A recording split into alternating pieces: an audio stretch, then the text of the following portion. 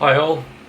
In this tutorial I'm going to be drilling the enclosure. If you've been watching, been following along with the tutorials, you should have a working slam box boost circuit with the wires all attached. So now obviously we need to put that in something.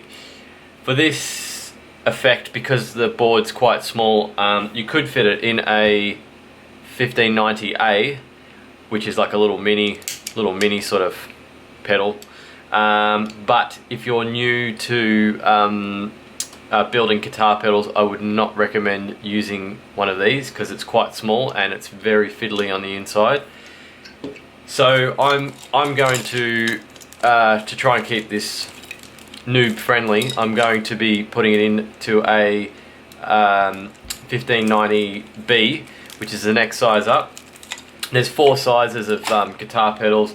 You've got 1590A, 1590B. The next size up from that is 125B, I think it's called. Yeah, 125B. And then you've got the 1590BB, and they go up from smaller to bigger. So for this, I'll be using the 1590B. So we'll be drilling that. The easiest way to drill the board is to print off a drill template and you'd stick it on the enclosure. This is the drill template for the spackler, which is a Mad Bean project, and yeah, so just print that off and we'll stick it on the enclosure. So after you've printed it off, just cut out the template. Cut out the template like that, and I'm going to stick it on the front of the enclosure. You can leave the back panel and the screws aside for the moment, don't need them. And yeah, just stick it on the front, try and get it centered, and just use a bit of tape and tape it down like that. Because there's going to be so much room in this pedal, the board's quite small. I'm going to actually include the battery because a lot of you guys that are watching might want to put the battery in as well, so I'll do it with the battery. So yeah, just tape it down like that. Now you probably noticed that it's actually got 2 knobs and ours only has 1, so I'm just going to rule a line through the middle, and we're going to center punch these holes, and I'll just center punch the middle. So yeah, I might actually drop that down a bit too because it's going to be close to the LED there, so I'll probably just punch it about there like that. So yeah, we're not using those 2. I'm center punching there. I might leave the LED up the top.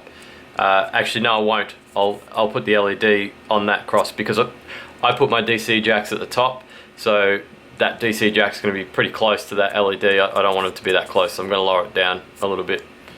So yeah, just tape that on, and we'll center punch it now. Also, just before I center punch it, you can actually buy pre-drilled boxes and pre-painted boxes as well from Mammoth Electronics. So you don't actually have to go to the trouble of doing this yourself if you don't want to do this extra step. Yeah, you can just buy it already done. So, but for people that are willing to take on the challenge, yeah, I don't have a center punch, so I'm just going to use a nail and a hammer and just go around. Oh, not there.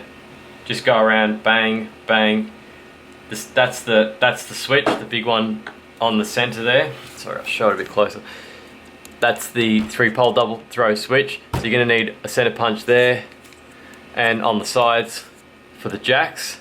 That's the DC jack, but like I said before, I actually put it up the top, so I'm not gonna center punch that. I'm just gonna measure up the top here and put one at the top. It's up to you if you want it on the side or on the top. Yeah, drill the hole wherever you like.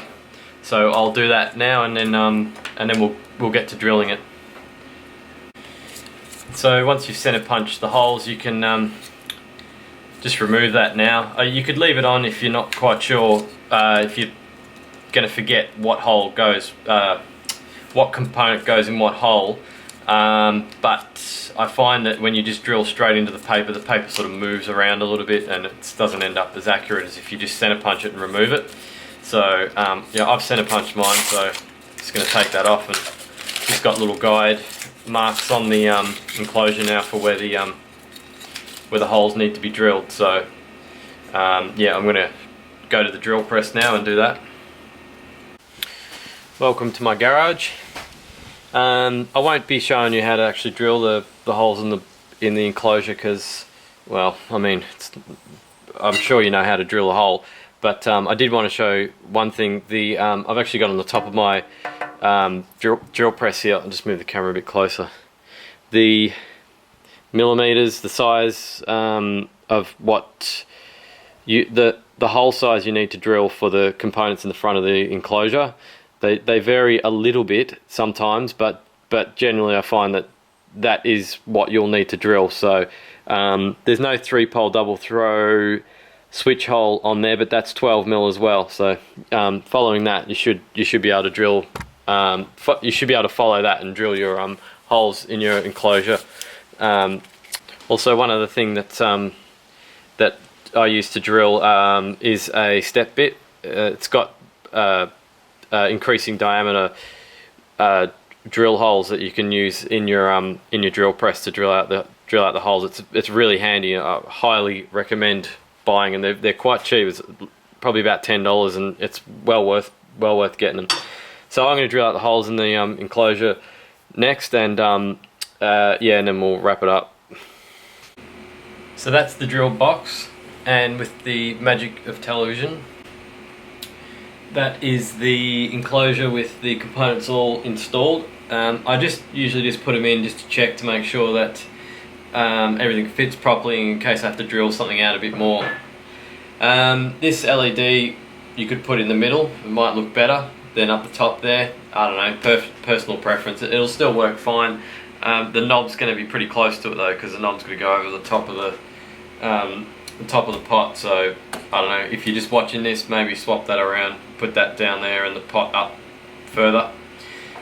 Yeah, so that's the inside. So you've got the jacks, and yeah, you might be able to work out now what's going on.